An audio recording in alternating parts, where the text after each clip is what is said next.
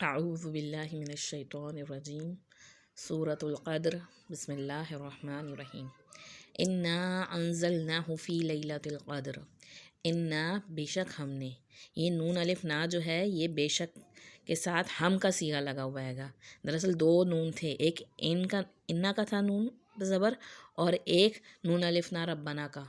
نون الف نا، تو دونوں کو مدغم کر کے ملا دیا گیا ہے گا کہ انا بے شک ہم نے، انزلناہ نازل کیا ہم نے اس کو، کس کو؟ قرآن کی طرف اشارہ ہے گا کہ ہم نے نازل کیا ہے اس کو فی لیلۃ القدر، لیلۃ القدر میں۔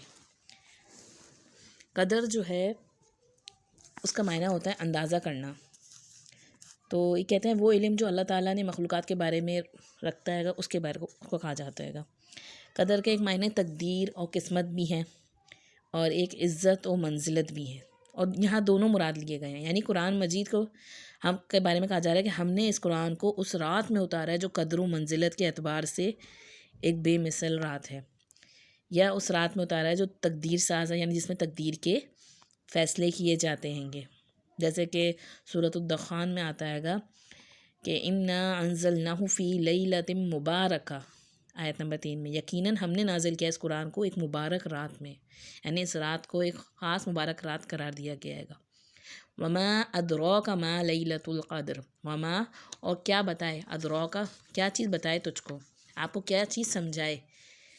ما لیلۃ القدر کہ کیا ہے لیلۃ القدر، یعنی اس کا آپ اندازہ کر نہیں سکتے کہ اس کی قدر و منزلت کا اندازہ کیسے کر سکتے ہو،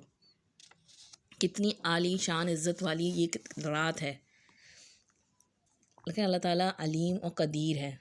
اللہ تعالیٰ کو ہر چیز کا علم ہے، اور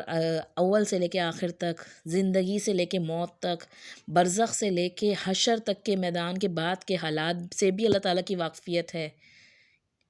اور ایسی واقفیت، ایسا علم جس میں خطا اور بھول کا ذرہ بھر بھی امکان نہیں ہے۔ تو اللہ تعالیٰ نے خاص طور پہ قرآن مجید کے نزول کے حوالے سے یہاں جو بات کی جا رہی ہے کہ قرآن مجید کا نزول جو ہے وہ لیلۃ القدر میں کیا گیا۔ قرآن مجید لوح محفوظ سے بیت المکرم جو کہ آسمان دنیا ہے اس میں رمضان میں نازل ہوا، اور اسی طریقے سے پھر رمضان میں ہی اس کا دنیا کے اندر اس کا اسٹارٹنگ وہی جبریل امین وہی لے کر آئے تھے، اور سورۃ العلق کی آیتیں جو نازل ہوئی تھیں ابتدائی آیتیں، تو وہ رمضان میں ہی اسٹارٹ ہوئیں۔ ایک روایت میں آتا ہے گا، حضرت ام المومنین حضرت عائشہ صدیقہ رضی اللہ تعالیٰ بیان کرتی ہیں کہ رسول اللہ صلی اللہ علیہ وسلم نے فرمایا تحروا لیلۃ القدر فی الوتر، کہ لیلۃ القدر کو رمضان کے آخری عشرے کی طاق راتوں میں تلاش کرو، یعنی کہ آخری عشرے کی طاق راتوں میں لیلۃ القدر کو تلاش کرو، جو اس کی عبادت کا خاص طور پہ یہاں پہ آ رہا ہے لیلۃ القدر خیر من الف الشہر، لیلۃ القدر کیا ہے؟ خیر، بہتر ہے، من الف الشہر، ہزار مہینوں سے، شہر کہتے ہیں مہینوں کو، الف ہزار۔ ایکچوئل میں عربوں کے اندر جو سب سے بڑا فگر مانا جاتا تھا نا وہ ہزار کا مانا جاتا تھا، اس سے زیادہ بڑا کسی چیز کو بہت زیادہ بتانا ہوتا تھا وہ کہتے تھے ہزار، تو یہاں پہ کہا جا رہا ہے کہ وہ ہزار مہینوں سے بہتر رہے گی وہ ایک رات، اور اگر ایک رات کو ہزار مہینوں کے حساب سے لگایا جائے تو 80 سال سے بھی زیادہ کی عبادت بن جاتی ہے گی۔ تو دراصل اس رات کا عمل جو ہے وہ عمل خیر جو ہے نا وہ ہزار مہینوں کے عمل خیر سے بھی بہتر ہے۔ حضرت ابو ہریرہ رضی اللہ عنہ مروی ہے کہ رسول اللہ صلی اللہ علیہ وسلم نے فرمایا من قام لیلۃ القدر ایمانا و احتسابا غفر له ما تقدم من ذنبه، کہ جو شخص لیلۃ القدر میں ایمان کے ساتھ اور اللہ سے اجر کی امید میں کھڑا رہے اس کے تمام پچھلے گناہ معاف کر دیے جاتے ہیں گے۔ تو اس رات میں اتنی خیر تقسیم کی جاتی ہے جتنی 1000 مہینے میں بھی تقسیم نہیں کی جاتی، اور اس رات کی افضلیت کا مفہوم یہ کہ انسان کی اصلاح اور فلاح کے لیے جو کام، یعنی کہ نزول قرآن مجید جو اس رات میں ہوا ہے، ایک رات میں خیر و بھلائی کا اتنا بڑا کام کبھی انسانی تاریخ کے کسی طویل زمانے میں بھی نہیں ہوا۔ تو ایسے میں نبی کریم صلی اللہ علیہ وسلم کا ایک اور فرمان آتا ہے کہ جو اس رات کی بھلائی سے محروم رہا وہ شخص تو پھر بد نصیب ہے۔ تو اس رات کو جہاں اس رات کی قدر و منزلت قرآن مجید کے حوالے سے ہے، وہیں پہ اس کو لیلۃ القدر کہا گیا ہے نا، کہ اس رات میں تقدیر کے فیصلے ہوتے ہیں۔ تو آیت نمبر 4 میں آ رہا ہے تتنزل الملائکۃ والروح فیہا، کہ اس رات میں فرشتے اور والروح، روح سے مراد یہاں پہ جبریل امین ہے، وہ نازل ہوتے ہیں، فیہا اس میں اترتے ہیں گے، بِإِذْنِ رَبِّهِمْ اپنے رب کے اذن کے ساتھ۔ یہ تتنزل کا مطلب یہ نازل ہونے سے، اور ملائکہ فرشتوں کو کہتے ہیں، والروح سے مراد جبریل امین ہے، فیہا اس رات میں اترتے ہیں، بِإِذْنِ رَبِّهِمْ اپنے رب کے اذن کے ساتھ، من کل امر ہر قسم کا حکم لے کر، ہر قسم کا فیصلہ لے کے۔ تو اس رات کو خاص قسم کے فیصلے، موت، بیماری، اولاد، سب فیصلے جو ہے نا زمین کے فرشتوں کے سپرد کیے جاتے ہیں۔ یعنی آپ سمجھ لیں ایک طرح سے سالانہ جیسے بجٹ ہوتا ہے سالانہ، اسی طریقے سے سالانہ رپورٹ جو ہوتی ہے کہ کیا فیصلے ہونے والے ہیں، وہ فرشتوں کے حوالے کر دی جاتی ہے۔ ہمارا دین ہمیں اس طرح دکھاتا ہے کہ جیسے انسان کا نامہ اعمال ہے، اس کے حوالے سے ہمیں پتہ چلتا ہے کہ ڈیلی انسان کے نامہ اعمال جو ہوتا ہے نا فرشتوں کے ذریعے اوپر چڑھ رہا اتر رہا ہوتا ہے گا۔ فجر اور عصر کے وقت فرشتوں کی ڈیوٹیاں چینج ہوتی ہیں گی۔ اسی طریقے سے رسول اللہ صلی اللہ علیہ وسلم کی حدیث مبارکہ سے ہمیں پتہ چلتا ہے گا کہ ویکلی بھی ہوتا ہے، یہ جمعرات کو جو ہوتا ہے گا وہ نامہ اعمال جو ہوتا ہے وہ اوپر چڑھتا ہے گا، ویکلی پروگریس جاتی ہے گی۔ ہم دیکھتے ہیں نا کمپنیوں میں ہوتا ہے گا کہ سالانہ جاری آڈٹ ہو رہا ہے گا اور کلوزنگ ہو رہی ہے گی، یہ سب چیزیں، تو یہ تو اتنا بڑا فیصلے ہوتے ہیں کہ اللہ تعالیٰ خاص طور پہ یہ ان تمام فیصلوں کا علم اللہ کے ہاتھ میں، اور اللہ تعالیٰ فرشتوں کو سالانہ طور پہ یہ عطا کرتا ہے، ان کے حوالے کر دیتا ہے گا اس رات میں، اس خاص رات میں۔ تو اس خاص رات میں کیا ہوتا ہے گا، زمین جبریل امین کا بھی سمجھ لیں ایک طرح سے سالانہ وزٹ ہوتا ہے گا دنیا میں، اور پوری زمین پر کہتے ہیں کہ نا فرشتے ہی فرشتے، حدیث کے مفہوم میں آتا ہے گا کہ کہیں جگہ نہیں ہوتی، اتنے فرشتے زمین پہ اترتے ہیں گے، اور پوری زمین پر ایک طرح کا روحانی ماحول ہوتا ہے گا۔ بس وہی بندہ محسوس کر سکتا ہے گا جس کے اپنے اندر روحانی حس موجود ہو، جس کی دوستی فرشتوں سے ہو۔ کس کی ہوتی ہے؟ قرآن والوں کی ہوتی ہے گی، اور قرآن والوں کے بارے میں آتا ہے تتنزل علیہم الملائکہ، کہ ان کے اوپر اللہ تعالیٰ کی طرف سے فرشتے نازل ہوتے ہیں گے اور ان کو تسلیاں دیتے ہیں گے کہ تم گھبراؤ نہیں، ہم تمہارے ساتھ ہیں گے۔ تو عبادت کرنے والے جو ہیں، جو اللہ سے جڑے ہوئے ہیں، اللہ کے کلام سے جڑے ہوئے ہیں گے، کیونکہ اس کتاب کی وجہ سے دیکھیں اس رات کو جبریل امین کو جس شہر میں یہ نازل ہوا ہے، یہ اس کتاب کی وجہ سے ہر چیز کو قدر و منزلت اور عزت و احترام ملائے گا۔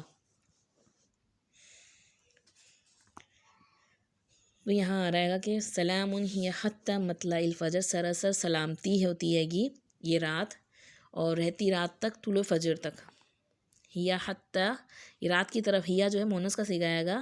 رات کی طرف اشارہ، حتی مطلع الفجر یعنی جب تک طلوع نہیں جاتی فجر، فجر کے طلوع ہونے تک سلامتی رہتی ہے۔ اور سلامتی سے کیا مراد ہے؟ ایک تو سلامتی سے مراد یہ ہے کہ عبادت کرنے والوں کے لیے بھی فرشتے سلامتی کی دعا کرتے ہیں، اور فرشتے جو حکم لے کر اور ہوتے ہیں گے تو اس میں بھی سخت پہرا ہوتا ہے گا، تو سلامتی کے ساتھ حکم لے کر نیچے اترتے ہیں گے، ایسا نہیں ہے کہ کوئی دوسرا اس میں سے چک کے لے جائے۔ اور یہ کہ اس رات میں لوگوں کی دعائیں قبول ہوتی ہیں اور عبادت کا ثواب بھی کئی گنا زیادہ بڑھ جاتا ہے گا۔ تو یہ سب چیزیں جو ہیں گی اس کو بتا رہی ہیں کہ اس رات کی اہمیت کیا ہے، تم سمجھ بھی نہیں سکتے، لیکن کیا نام ہے، ہمیں نبی کریم صلی اللہ علیہ وسلم کے سنتوں سے بھی اور آپ صلی اللہ علیہ وسلم کے اقوال سے بھی پتہ چلتا ہے گا کہ یہ رات جو رمضان کا آخری عشرہ ہے گا اس میں اس رات کو تلاش کرنا چاہیے اور اس میں خاص عبادت کرنی چاہیے۔ تو سب سے پہلے تو ہم یہ سوچیں کہ اللہ تعالیٰ نے اسٹارٹنگ کہاں سے کیا، کہ ہم نے اس رات میں لیلۃ القدر میں کیا کیا، اس قرآن کو نازل کیا، جس کتاب کو اللہ تعالیٰ نے اتنی اہمیت دی ہے، تو پھر ہماری بھی کچھ ذمہ داری نہیں ہے، ہم اسے کتنی اہمیت دیتے ہیں، اپنی زندگی کا کتنا اہم ٹائم اس کے لیے لگاتے ہیں، اپنی اعلیٰ صلاحیتیں اس کے لیے لگاتے ہیں۔ ہمیں آج دنیا میں ٹائم ہی نہیں ملتا ہے، جب کہا جاتا ہے قرآن پڑھ لے، قرآن سمجھ لے، سیکھ لے، تو ہم اتنا بزی ہیں گے، ہمارے لیے اتنی اہم چیزیں موجود ہیں گی کہ اللہ کا کلام، اللہ کی بات سننے کے لیے، اس کو سمجھنے کے لیے ہمارے پاس وقت نہیں ہے گا، ہمارے پاس ہم ہر چیز کے لیے اپنا مال لگا لیں گے، لیکن اللہ کے کلام کو سیکھنے کے لیے پھر ہمارے پاس ہر چیز میں کمی آ جاتی ہے، مال میں بھی، وقت میں بھی۔ ہمیں سوچنا چاہیے کہ ہم کیا کر رہے ہیں اس کلام کے ساتھ۔ قرآن مجید میں آتا ہے وما قدر اللہ حق قدرہ، انہوں نے قدر نہیں کی اللہ کی جیسے کہ قدر کرنے کا حق تھا، تو ہم اس کی کتاب کے ساتھ کیا کر رہے ہیں؟ یہی کتاب ہے جو ہمارے لیے شفاعت کا باعث بن سکتی ہے گی، اور اسی کتاب کی وجہ سے ہماری پکڑ بھی ہو سکتی ہے گی۔ قرآن جو ہے وہ تمہارے حق میں سفارش ہے یا پھر تمہارے خلاف سفارش کرے گی، یا تو تمہیں یا تو تمہارے لیے سفارش کرے گی یا پھر تمہیں پکڑوائے گی کہ یا اللہ اس نے میرا حق ادا نہیں کیا۔ قرآن کے 5 حقوق ہیں گے، جس میں سے پہلا حق یہی ہے کہ اس پہ ایمان لایا جائے کہ یہ اللہ کا کلام ہے، اور ایمان جب ہوگا تو پھر اس کے لیے کیا کرا جائے گا، اس کو پھر سیکھا جائے گا اس طریقے سے، اس انداز سے جیسے نبی کریم صلی اللہ علیہ وسلم نے پڑھا ہے، اسے تجوید کے ساتھ.